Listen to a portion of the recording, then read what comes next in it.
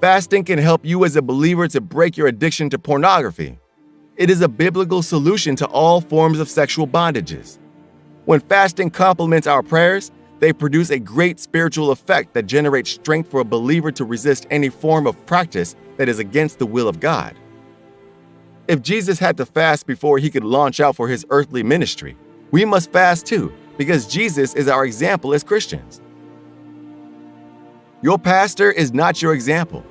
Your mother and father are not your example. Jesus is the example we should follow. What he said, we ought to say. What he did, we ought to do. And Jesus fasted.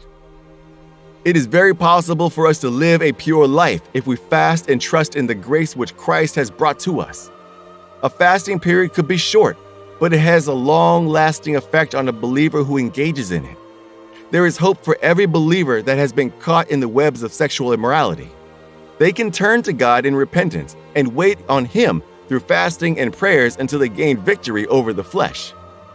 When we fast and pray, it's like we take our bodies to the cross and crucify it. A little more discipline on your body means an increment in your spiritual strength. Once you can overcome your flesh through fasting and practice, you have walked victoriously over sexual sin. The flesh suddenly wears humility when it is denied of pleasure through fasting. Your flesh is arrogant, and it will push you into sin, but you can humble it through fasting.